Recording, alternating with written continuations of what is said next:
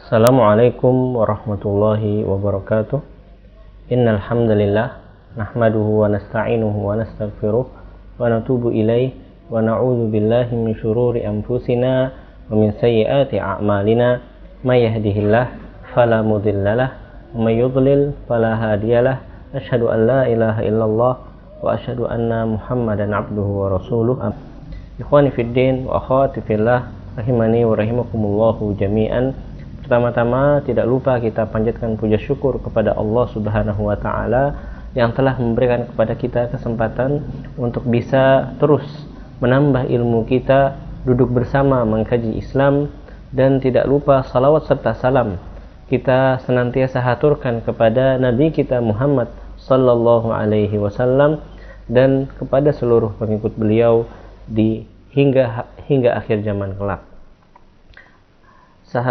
Ikhwani fillah rahimani wa rahimakumullahu jami'an, kita akan lanjutkan pembahasan kita tentang pembacaan kitab Kaifa Amalahum, bagaimana Rasulullah sallallahu alaihi wasallam bermuamalah dengan mereka, yang ditulis oleh Syekh Muhammad Al-Munajjid hafizahullahu taala, salah seorang ulama yang ada di Saudi Arabia sana, yang mana pembahasan kita telah sampai kepada pembahasan Qudwatu Rasulillahi sallallahu alaihi wasallam fi khutbatih, teladan Rasulullah sallallahu alaihi wasallam dalam khutbahnya, yang mana ini merupakan bagian dari bab pertama, itu babul awal qudwatun lil alamin, bahwasanya Rasulullah sallallahu alaihi wasallam adalah teladan untuk seluruh alam, seluruh jin dan manusia. Semua yang mukallaf itu bisa mengambil teladan dari Rasulullah sallallahu alaihi wasallam. Dan pembahasan kita adalah bagaimana qudwah dan teladan Rasulullah sallallahu alaihi wasallam tatkala beliau berkhutbah. Di sini penulis hafizahullah taala mengatakan, kana idza khataba ihmarrat 'ainahu wa 'ala sautuhu washtadda ghadabuhu hatta ka'annahu munziru jayshin la yakhutubu khutbatan illa iftatahaha bihamdillahi ta'ala. Kata penulis di sini bahwasanya Rasulullah sallallahu alaihi wasallam tatkala beliau berkhutbah, maka mata beliau memerah dan suara beliau meninggi, dan seolah-olah beliau itu sedang marah, seolah-olah beliau sedang memberikan arahan, komando kepada tentaranya. Dan Rasulullah sallallahu alaihi wasallam senantiasa membuka khutbah beliau dengan iftitah, dengan memuji kepada Allah Subhanahu wa taala. Ikhwani fiddin rahimani wa rahimakumullahu jami'an.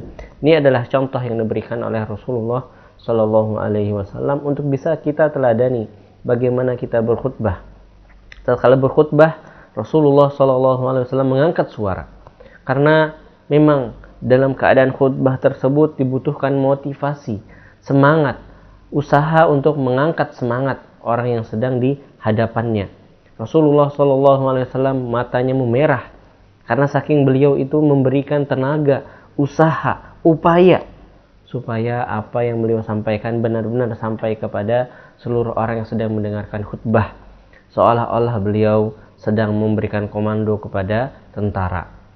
Kita tahu dalam peperangan ya, pasti dibutuhkan yang namanya semangat yang berkobar, dibutuhkan yang namanya motivasi yang tinggi. Oleh karena itu hampir bisa dipastikan seseorang yang menjadi komandan tatkala dia berkhutbah di hadapan seluruh tentaranya, di hadapan seluruh prajuritnya, dia akan mengangkat suara untuk mengangkat motivasi mereka, untuk menaikkan semangat mereka supaya orang-orang yang berperang itu tidak loyo. Berbeda kalau seseorang misalnya tatkala dia menjadi pimpinan justru suaranya loyo, suaranya kecil, ya, maka ini akan memberikan pengaruh psikologis kepada orang yang sedang di hadapannya.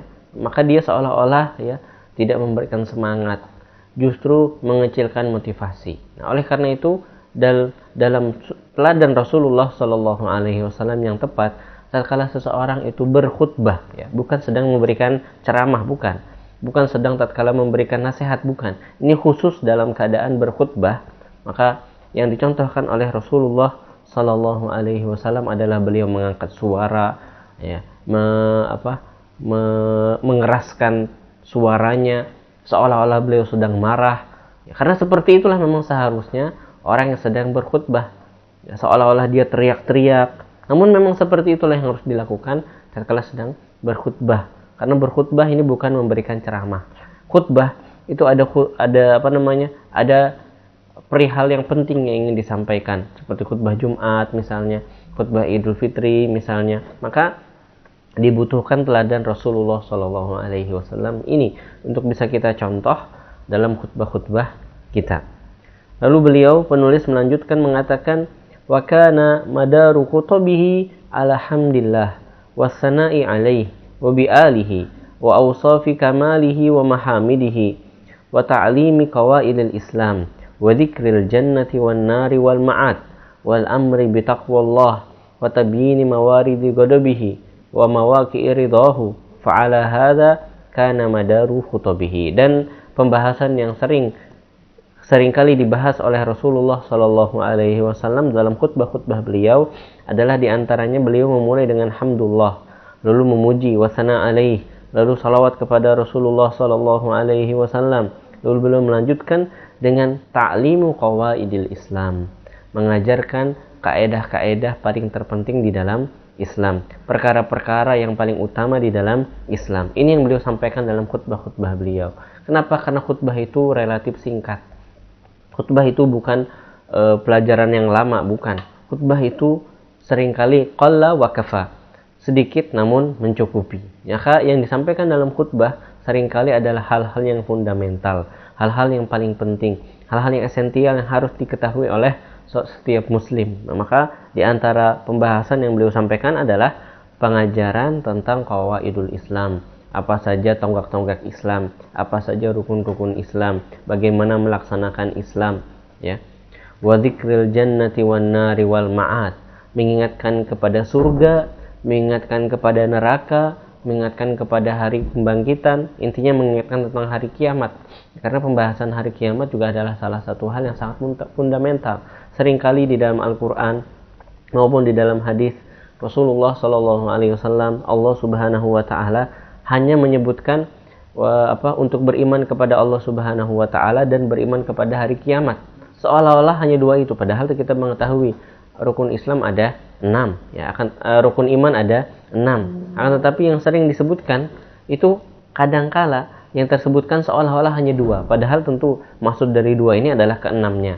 Namun ini menunjukkan betapa dua hal ini yang seolah-olah paling penting untuk disampaikan, itu beriman kepada Allah Subhanahu Wa Taala dan beriman kepada hari kiamat. Di antaranya sabda Rasulullah Sallallahu Alaihi Wasallam yang sering kita dengar, man kana minkum yu'minu billahi wal yaumil akhir, barang siapa di antara kalian beriman kepada Allah dan beriman kepada hari akhir.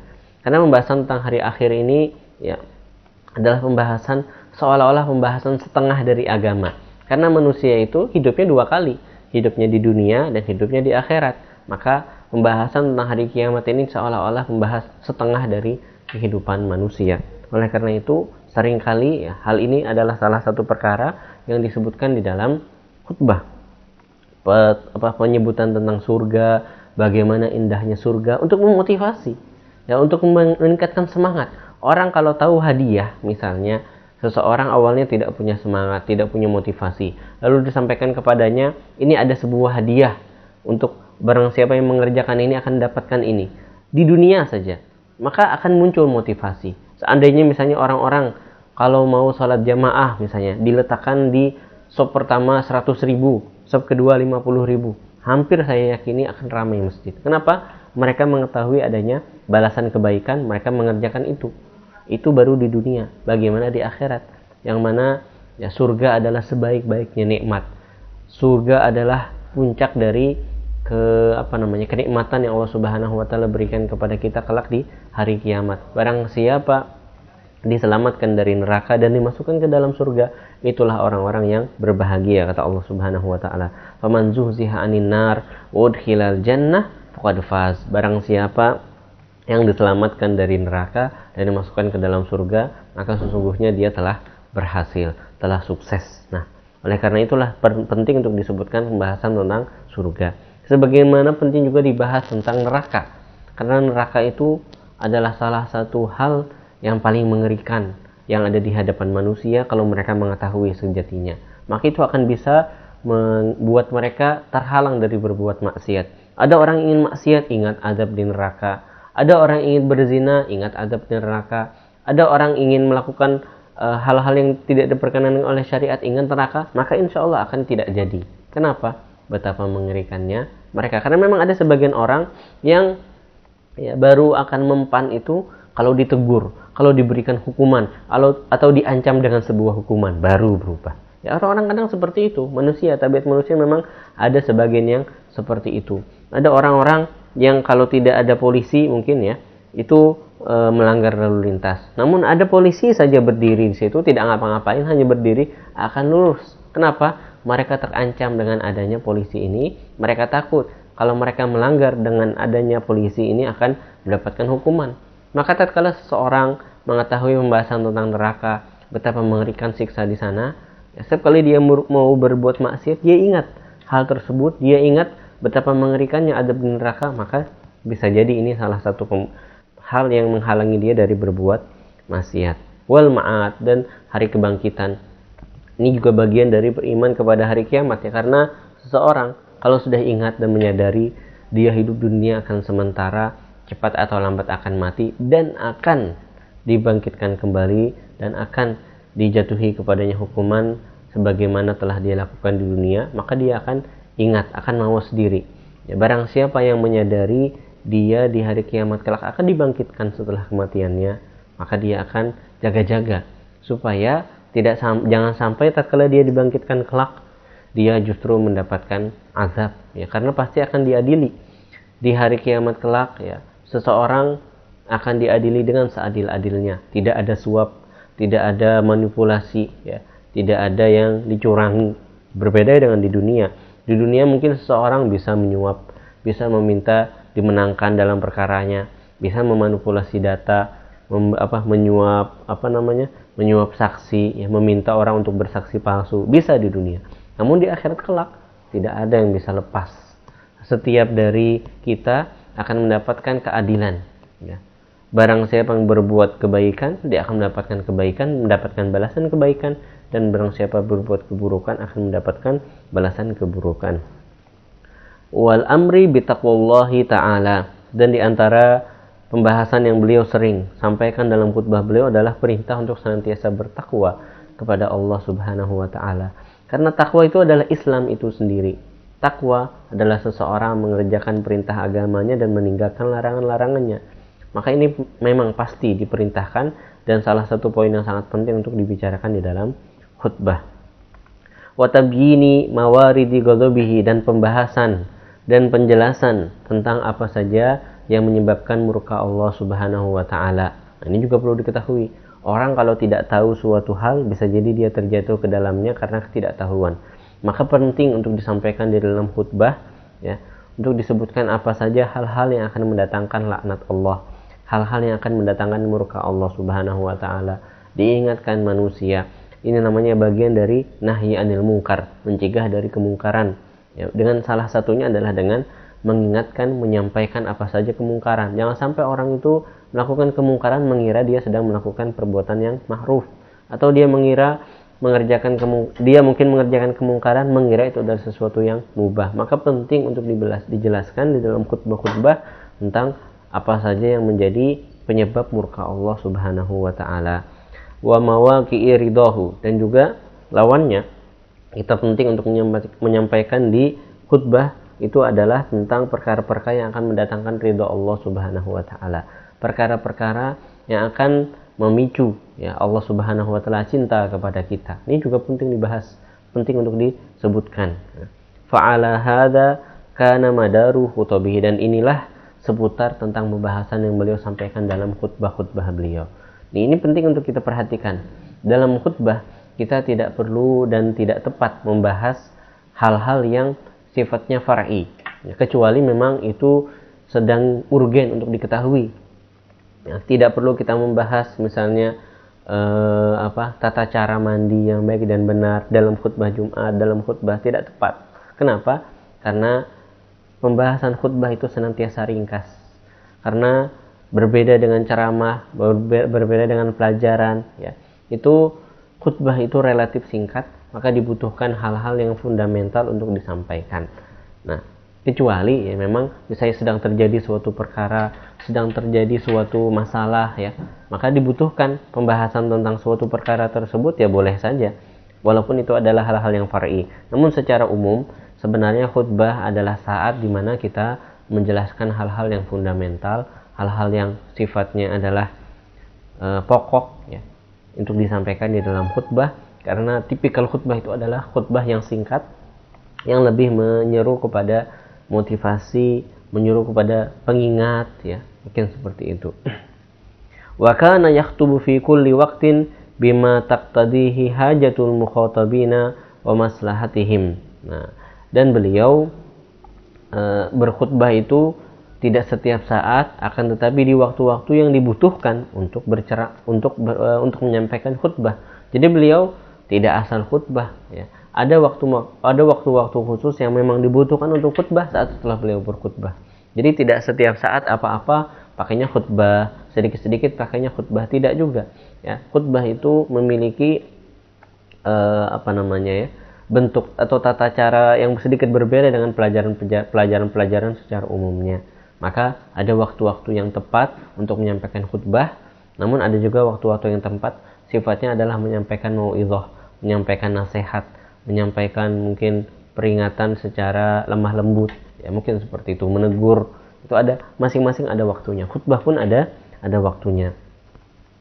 Wa kana yukassiru khutbatahu ahyanan wa yutiluha ahyanan bihasbi hajatin nas. Dan beliau sallallahu alaihi wasallam seringkali mempersingkat khutbah beliau, sebagaimana beliau juga seringkali kadang-kadang ya memperpanjang khutbah beliau sesuai dengan kebutuhan manusia. Jadi kebutuhan masyarakat di situ saat itu butuhnya seperti apa? Kalau memang butuh dipanjangkan, mungkin sedang ada musibah ya yang menimpa, mungkin ada gempa atau ada tsunami atau ada sebuah bencana ya, maka dibutuhkan khutbah yang panjang, maka beliau akan berkhutbah yang panjang. Namun kalau di saat khutbahnya dibutuhkan pendek, maka beliau akan menyampaikan secara pendek juga. Intinya adalah sesuai dengan kebutuhan. Jangan sampai kebutuhannya sedikit diberikan banyak, justru tidak efektif. Sebagaimana butuh banyak, justru diberikannya sedikit, ini juga tidak akan efektif. Maka penting untuk seorang dai, seorang khotib, seorang yang menyampaikan khutbah untuk melihat keadaan masyarakatnya, untuk melihat keadaan audiennya, untuk melihat keadaan jamaahnya. Jangan sampai misalnya dalam khutbah Jumat ya, yang sedang hadir misalnya adalah kebanyakan para pedagang di pasar, maka ya hendaknya dia memperpendek, karena kalau diperpanjang justru madaratnya lebih banyak. Namun misalnya yang hadir adalah santri-santri yang tinggal di asrama yang bersebelahan dengan masjid, maka tidak masalah untuk diperpanjang.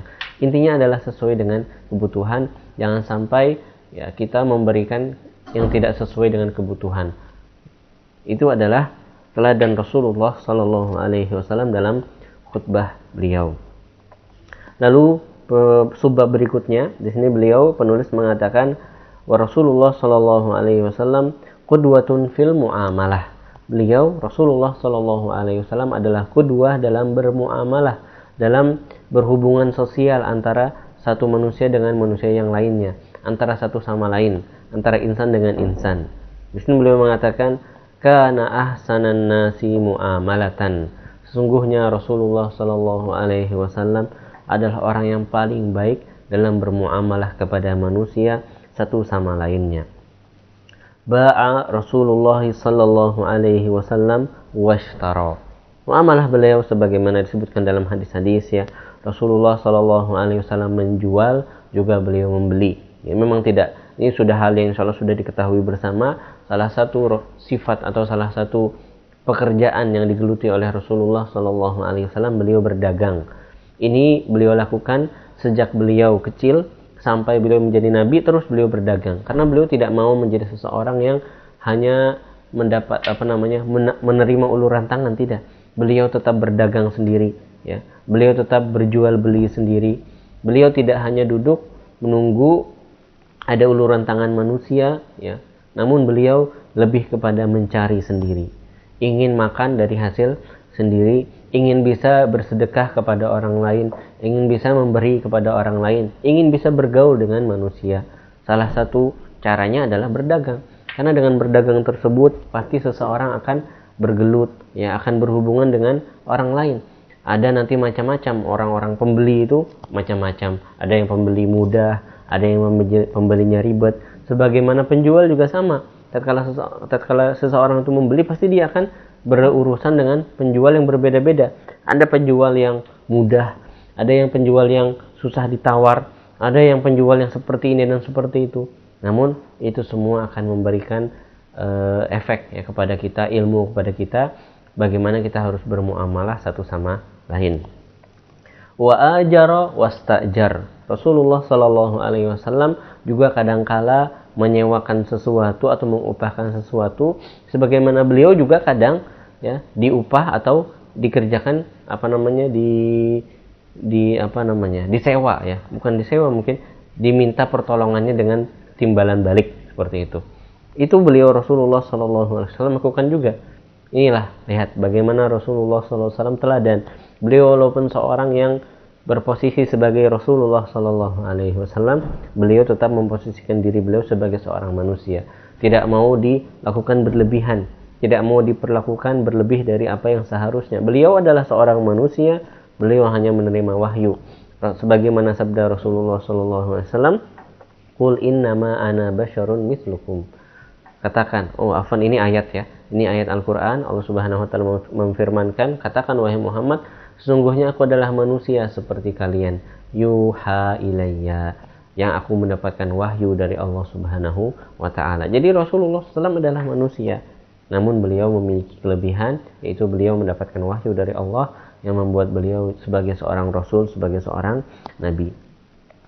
Wa syaraka ghairahu, dan Rasulullah Shallallahu Alaihi Wasallam juga melakukan syarikat dalam jual belinya. Kadangkala beliau tidak turun tangan langsung, beliau hanya memberikan modal, ya nanti orang lainlah yang mengelola modal tersebut.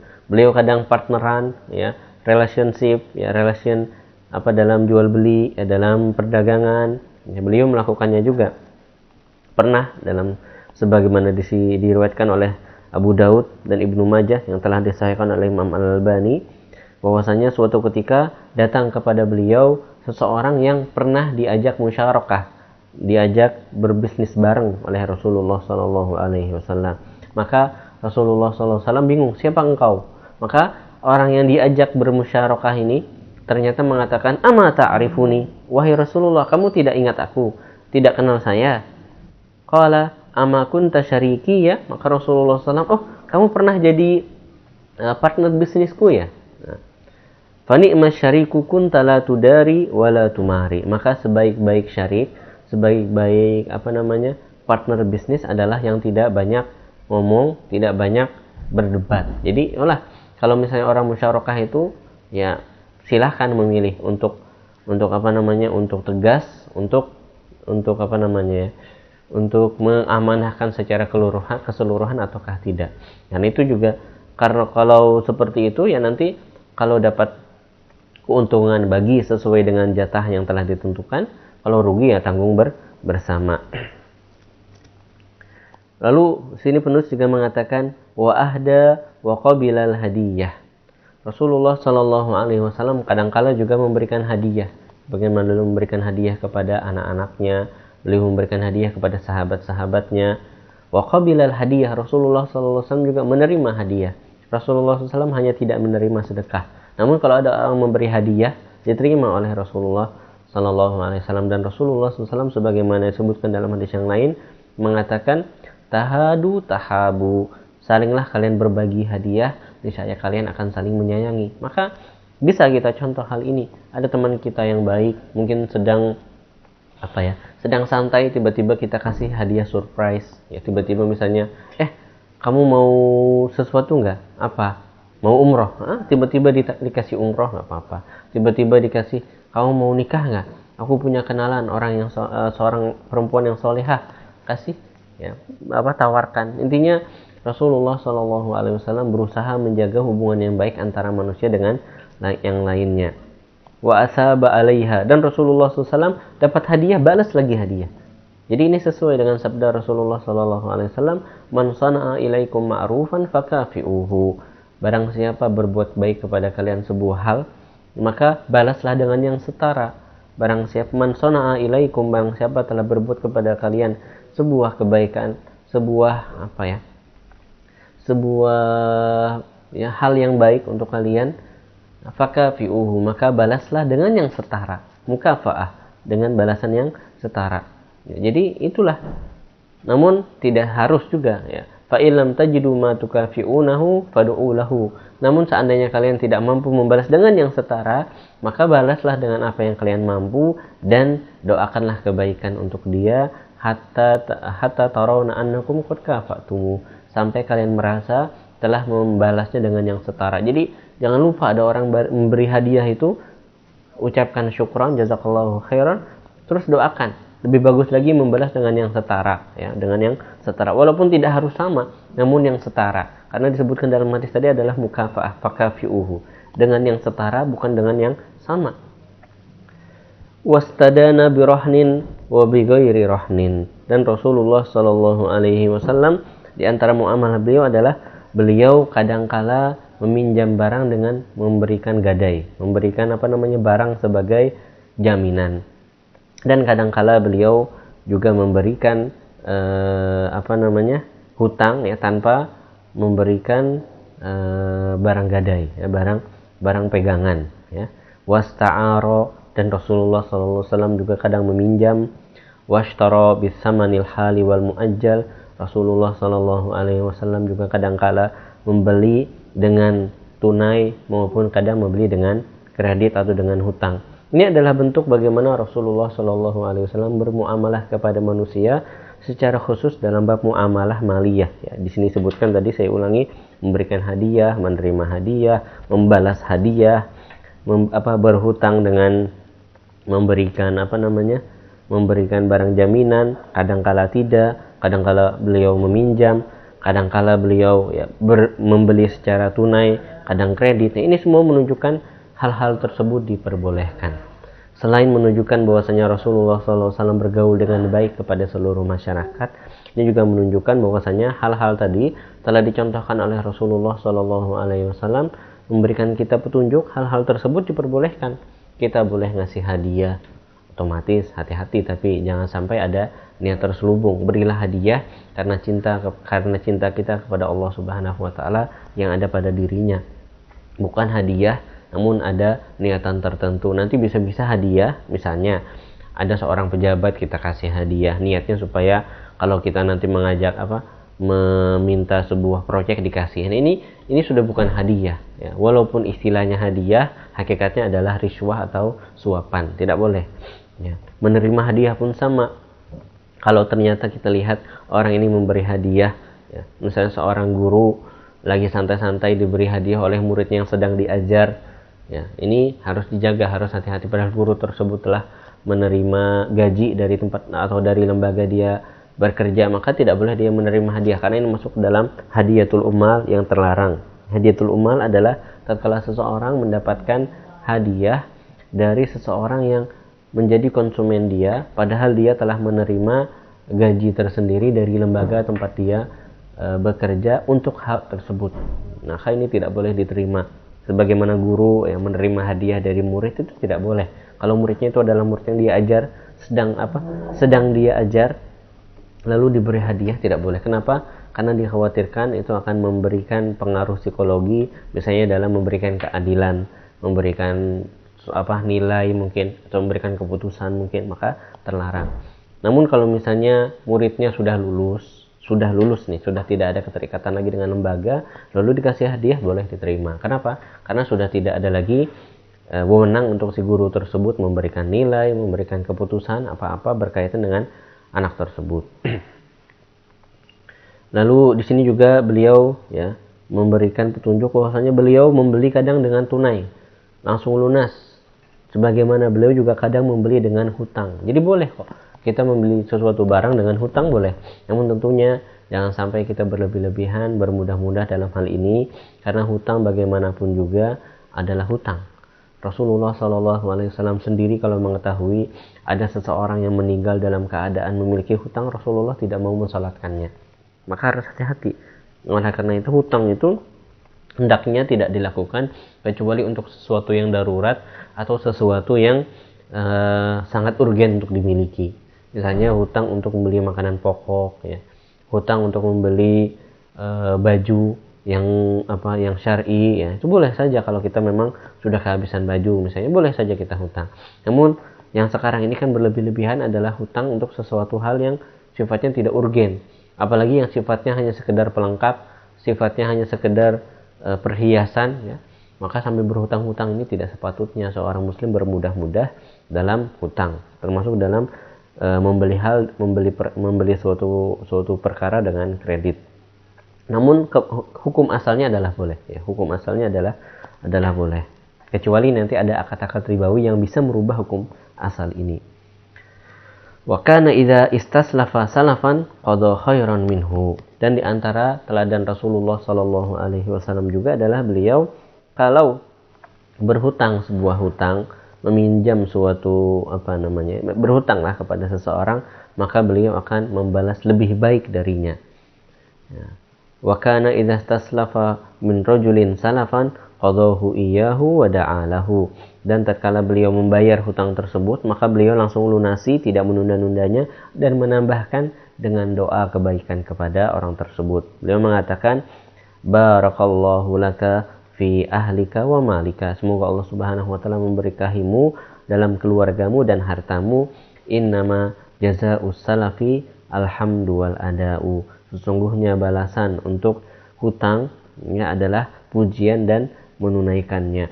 Ini adalah contoh doa yang disampaikan oleh Rasulullah SAW tatkala membayar hutang. Ya, makasih, seolah-olah mungkin bahasa kita, makasih sudah dihutangi, sudah menolong, mungkin seperti itu. Nah, sini juga ada perkara yang harus diperhatikan di sini. Boleh jadi kita itu membayar hutang, ya, lebih dari yang hutang aslinya. Namun tentu dengan beberapa syarat. Di antaranya adalah tidak boleh ditetapkan dari awal. Kalau ditetapkan dari awal itu berubah menjadi riba, ya. Karena kaidah mengatakan kullu qardin jarra naf'an fahuwa riba. Seluruh hutang yang menghasilkan keuntungan itu adalah riba. Namun maksud di sini adalah kalau sudah diputuskan dari awal, dan kedua adalah tidak menjadi kebiasaan. Jadi jangan sampai kita menjadi kebiasaan kalau berhutang sama fulan misalnya, selalu kita tambahi, itu harus ditutup jalan tersebut, karena kalau sudah menjadi kebiasaan nanti akan berat, ya, akan susah. Oleh karena itu di sini menunjukkan jangan sering-sering berhutang supaya tidak jadi kebiasaan juga. Berhutanglah sesekali tatkala memang keadaan sangat urgen, maka boleh kita berhutang, dan boleh saja kita membalas dengan yang lebih baik. Namun jangan sampai telah terjadi kesepakatan di awal dan tidak boleh menjadi kebiasaan. Dan Rasulullah SAW ya pernah mencontohkan hal tersebut. Lalu di antara contoh muamalah Rasulullah SAW adalah wa waqafa Rasulullah SAW ardan kanat lahu ja'alaha shadaqatan fi sabilillah. Dan Rasulullah SAW mewakafkan tanah yang beliau miliki dijadikan untuk sedekah di jalan Allah Subhanahu wa taala. Jadi ini untuk orang-orang kaya atau orang-orang yang memiliki tanah yang luas, dia sendiri tidak bisa menghasilkan dari tanah tersebut, akhirnya tanahnya hanya tergeletak, tidak diurusi, maka lebih baik yang mewakafkannya kepada Allah Subhanahu wa taala, kepada orang yang kita husnudzoni akan mampu mengerjakan tanah tersebut untuk kebaikan. Jadi kalau memang punya tanah yang berlebih, misalnya punya tanah yang tidak terpakai misalnya, padahal tempatnya strategis misalnya, apalagi tempatnya strategis maksud saya, boleh saja kita mewakafkannya, dan itu merupakan sebuah keutamaan yang Allah Subhanahu wa taala berikan khusus kepada mereka orang-orang kaya, orang-orang yang memiliki tanah yang banyak. Karena wakaf itu selama wakaf tersebut, makanya penting untuk kita mencari nazir wakaf, ya, orang yang akan menunaikan wakaf itu yang baik. Kenapa? Karena selama tanah wakaf, sesuatu yang wakaf itu terus digunakan, maka akan terus mengalir kebaikannya. Wakaf ini adalah bagian dari sedekahun jariyah, sedekah yang terus yang terus-menerus mengalir pahalanya kepada pemiliknya sekalipun pemiliknya tersebut telah meninggal dunia. Nah, jadi ya, sangat bagus, ya, sangat penting kita punya modal di akhirat kelak. Walaupun amalan kita mungkin di dunia tidak seberapa banyak selama hidup, ya, kita bisa terus mendapatkan kucuran pahala walaupun telah meninggal dunia. Salah satunya dengan wakaf ini. Ada seseorang misalnya punya tanah, ya, dia wakafkan untuk dijadikan masjid di atasnya. Masya Allah, itu setiap orang yang sholat di situ dia kecipratan pahalanya. Padahal dia hanya tergeletak di dalam kubur sana. Jadi dia berada di alam barzakh, namun pahalanya terus mengalir untuk dia. Masya Allah. Dan di antara muamalah Rasulullah Sallallahu Alaihi Wasallam adalah wa tashaffa'a wa syaffa'a ilaih. Rasulullah Sallallahu Alaihi Wasallam memberikan syafaat dan juga Rasulullah Sallallahu Alaihi Wasallam menerima syafaat. Jadi Rasulullah memberi syafaat, juga beliau menerima syafaat, dan kadang beliau ditolak syafaatnya. Bagaimana pernah terjadi kepada sahabiyah, ya, Barirah, tatkala beliau punya seorang suami yang bernama Mughith, ingin dirujuk, ya, maka kata Rasulullah, balikan saja, sana baikkan, rujuk saja sama si Mughith. Maka Barirah tidak mau. Ya, tidak masalah. Tidak, ini bukanlah suatu perkara yang sifatnya wahyu pada saat itu, maka boleh saja menolak syafaat Rasulullah Sallallahu Alaihi Wasallam pada hal tersebut. Falan yakdob alaiha, dan lihat bagaimana akhlak Rasulullah. Apakah beliau marah tatkala syafaatnya ditolak? Apakah beliau melunjak, ya, tatkala beliau sebagai seorang Rasulullah memberikan syafaat ternyata syafaatnya ditolak? Ternyata beliau tidak. Beliau, ya, kalau ini syafaat, kalau tidak diterima ya sudah, ya, falam yakdob alaiha. Rasulullah SAW tidak marah kepada sahabat Barirah ini. Wala ataba, dan beliau juga tidak mengecam, tidak tidak mencela, ya, Barirah atas penolakannya terhadap syafaat Rasulullah Sallallahu Alaihi Wasallam. Padahal beliau adalah teladan, beliau adalah Rasulullah Sallallahu Alaihi Wasallam. Namun tatkala pertimbangan dari Barirah, dia tidak bisa kembali lagi, ya, berumah tangga dengan Mughith itu, maka dia tidak mau menerima syafaat Rasulullah Sallallahu Alaihi Wasallam. Dan intinya yang dari permasalahan ini adalah beliau juga memberikan masukan kepada orang lain, sebagaimana beliau juga mau menerima masukan dari orang lain. Ada tuh orang-orang yang hobinya hanya memberi masukan, namun diberi masukan nggak mau, ya, hobinya mengkritik, dikritik nggak mau. Nah, tidak, Rasulullah SAW tidak seperti itu. Rasulullah SAW memberikan masukan, memberikan kritik kepada orang lain, namun beliau juga siap untuk diberikan masukan, beliau juga siap untuk diberikan kritikan. Apalagi pernah terjadi, ya, misalnya Rasulullah SAW pernah saat itu tidak terbiasa beliau yang namanya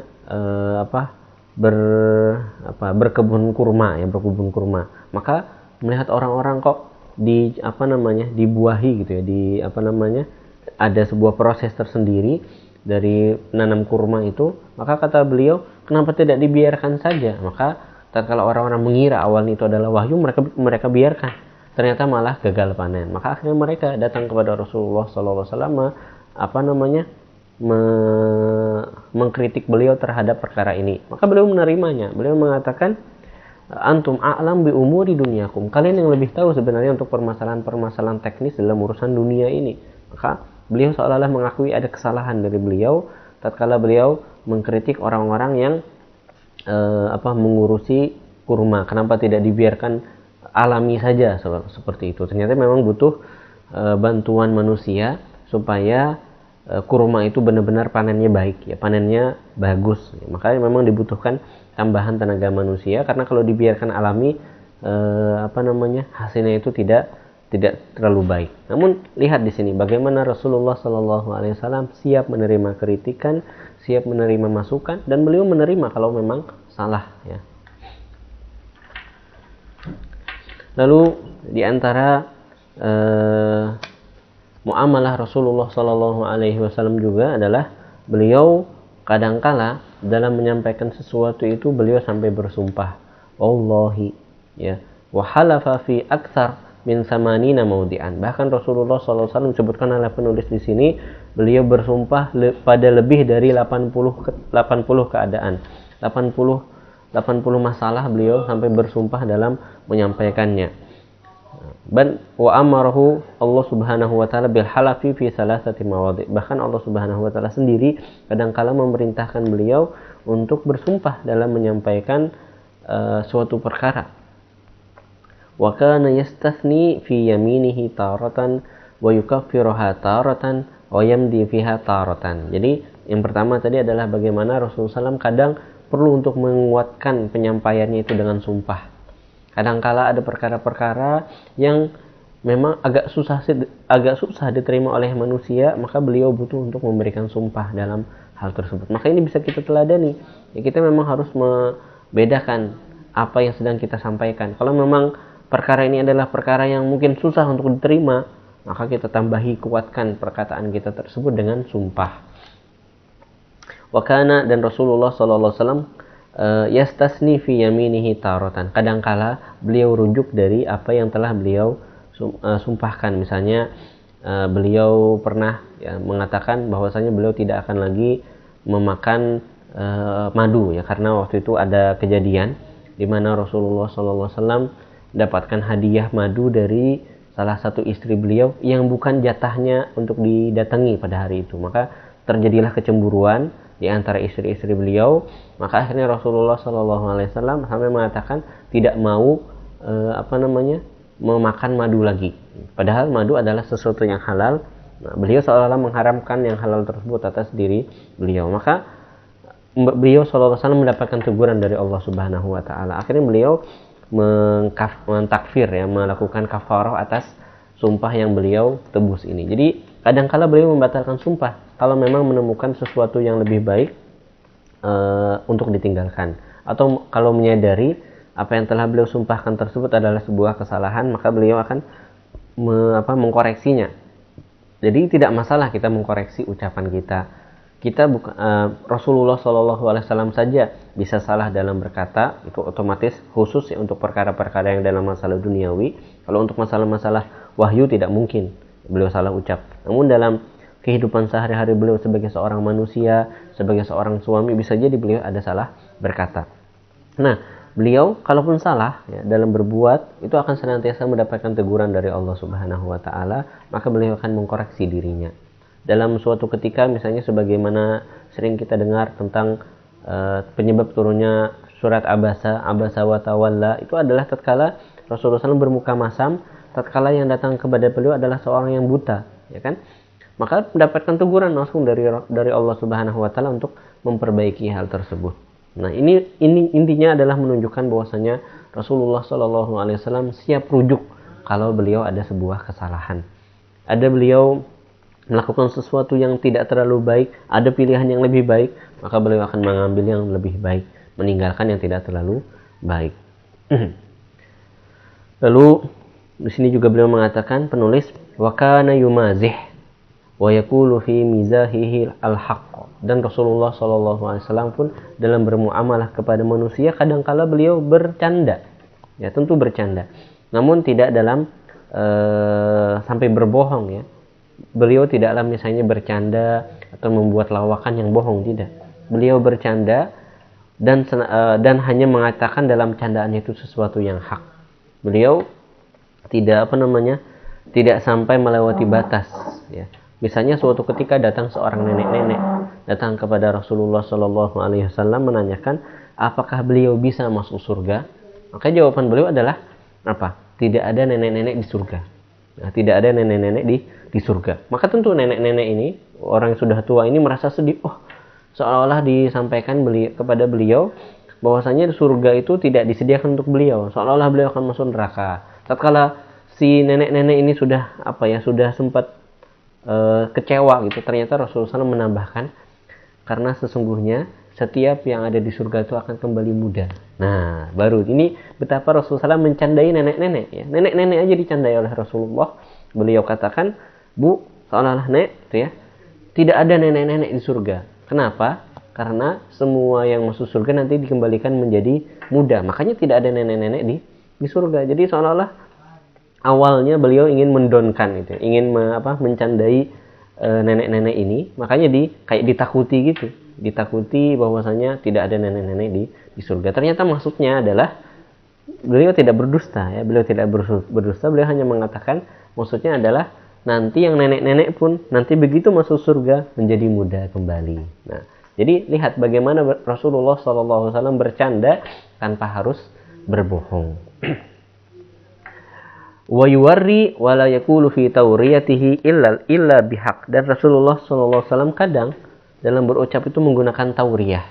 Tauriyah itu adalah menyebutkan suatu perkara yang dipahami oleh orang lain perkara yang lain, sedangkan yang dimaksudkan oleh yang penanya ini atau yang pengucap adalah hal yang lain lagi. Ya, contohnya adalah misalnya Abu Bakar dalam hijrah beliau bersama Rasulullah SAW bertemu dengan seseorang ya yang juga merupakan orang Arab, kabilah Arab yang tinggal di Mekah. Maka orang ini mengenal Abu Bakar namun tidak mengenal Rasulullah SAW. Maka bertanya dia kepada Abu Bakar, wahai Abu Bakar, siapa yang bersamamu? Nah, kalau dilaporkan itu adalah Rasulullah, bisa kacau nanti. Bisa apa namanya? Karena saat itu mereka sedang buron, dikejar oleh kaum Quraisy untuk dibunuh. Ya. Maka Abu Bakar hanya mengatakan, dalun atau hadin yahdini sabil, penunjuk jalan mengarahkan aku kepada jalan ya, yang menuntunku dalam perjalanan. Jadi memang zaman dahulu itu dalam sebuah perjalanan butuh yang namanya guide, penunjuk jalan. Nah, maka yang dipahami oleh si orang Arab ini adalah penunjuk jalan di di perjalanan selama di padang pasir. Namun yang sebenarnya dimasukkan oleh Abu Bakar adalah penunjuk jalan menuju jalan Allah Subhanahu wa taala. Maka ini namanya tauriyah. Namun tauriyah tanpa harus berdusta. Wasabaqa Rasulullah sallallahu alaihi wasallam binafsihi alal aqdam wasara'a. Dan di antara muamalah Rasulullah SAW kepada sesama adalah beliau kadang lomba ya, lomba lari ya. Pernah diceritakan beliau lomba lari dengan istri beliau Aisyah. Jadi tatkala itu sedang perjalanan dalam sebuah perang ya, beliau memerintahkan ya, sahabat-sahabatnya untuk maju duluan, untuk berjalan dahulu. Setelah agak jauh baru beliau lomba lari dengan istri beliau. Pada kesempatan pertama ya, beliau kalah ya. Yang lebih dahulu adalah Aisyah radhiyallahu anha. Terus beberapa tahun kemudian berlalu, ada kesempatan yang mirip, maka Rasulullah SAW juga menyuruh para sahabat untuk maju duluan. Lalu beliau lomba lari lagi dengan Aisyah radhiyallahu anha. Kali ini dibalas. Maka Rasulullah SAW mengatakan ini sebagai balasan untuk yang dulu ya. Maka lihat bagaimana Rasulullah SAW bercanda, berlomba dengan istrinya. Wasora, dan Rasulullah SAW juga kadang bergulat ya, menunjukkan gulat itu boleh ya. Bergulat itu adalah sesuatu yang digunakan untuk melatih otot juga. Jadi boleh sebenarnya. Kecuali yang tidak boleh itu adalah seperti memukul wajah, itu tidak boleh. Atau sampai melukai, mencederai parah, itu yang tidak boleh. Kalau gulat itu lebih kepada adu kekuatan saja. Lalu di antara yang dikerjakan oleh Rasulullah Sallallahu Alaihi Wasallam muamalah beliau adalah wa khasafa na'lahu biyadihi. Kadang Rasulullah SAW membersihkan sendal beliau dengan tangan beliau sendiri. Wa raqa'a thawbahu biyadihi. Beliau membersihkan baju beliau dengan tangan beliau sendiri. Wa raqa'a dalwahu, dan kadang beliau menambal ember beliau, bejana beliau. Wa halaba syatahu, beliau juga memeras kambing ya, memeras susu kambing. Dan wa khadama ahlahu wa nafsahu, dan beliau melayani dirinya dan melayani keluarganya. Wa hamala ma'ahumul labana fi bina'il masjid, dan Rasulullah SAW juga membawakan susu tatkala melihat keluarganya dan sahabat-sahabatnya membangun masjid. Ini menunjukkan Rasulullah SAW itu mandiri. Beliau tidak hanya orang yang suka menyuruh-nyuruh, namun beliau adalah orang yang mandiri, mengerjakan apa-apa sendiri. Ya, beliau bisa ada hal yang bisa dikerjakan sendiri, beliau kerjakan sendiri. Ya, seperti itu. Jadi bukan seseorang yang tipikalnya hanya menyuruh-nyuruh tanpa memperhatikan kondisi, tanpa mengetahui kondisi real di lapangan. Karena beliau sendiri terjun ke lapangan. Karena beliau sendiri langsung melihat, langsung mengontrol ya keadaan di lapangan. Itu yang bisa kita contoh dari Rasulullah SAW untuk menjadi seorang diri yang mandiri, tidak hanya menyuruh-nyuruh, namun juga mengetahui kebenaran di lapangan. Dan di antara muamalah beliau adalah wa kana ya'udul marid, beliau menjenguk orang yang sakit, wa yashhadul janazah, beliau hadir dalam pengurusan jenazah, wa yujibu da'wah, beliau hadir dalam undangan, wa yamshi ma'al armalah wal masakin wa dha'ifi hawaijihim, menolong orang-orang janda, orang-orang miskin, orang-orang lemah untuk memenuhi kebutuhan mereka. Wa sami'a madiha syi'ri wa asaba alaihi, dan Rasulullah SAW juga menikmati syair yang sifatnya adalah pujian, dan beliau pun memberikan imbalan atas syair tersebut. Ini juga menunjukkan betapa Rasulullah SAW selain mandiri, tadi pembahasan tentang mandiri, beliau perhatian kepada orang lain, ya, memperhatikan bagaimana kebutuhan orang lain, bagaimana bisa beliau memberikan manfaat untuk orang lain, bagaimana bisa beliau memberikan motivasi untuk orang lain. Intinya beliau tuh bergaul, ya, bergaul, tidak hanya menyendiri di rumah, ingin soleh sendiri, ya, ingin beribadah sendiri, tidak. Beliau bergaul dengan manusia secara umum. Ya, mungkin itu yang bisa kita bahas pada kesempatan pagi hari ini. Mungkin akan kita lanjutkan dengan beberapa pertanyaan jika ada.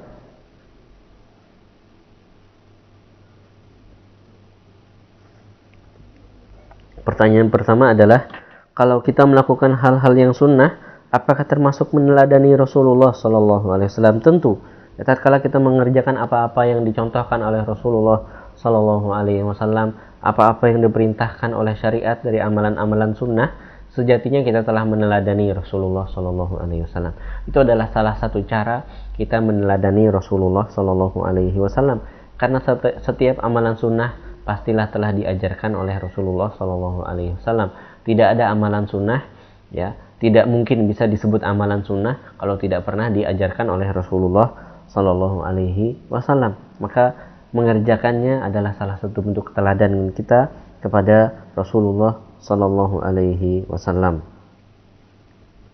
Dan yang terakhir, bagaimana caranya kita meneladani Rasulullah SAW? Ini kebalikan dari jawaban pertama, ya.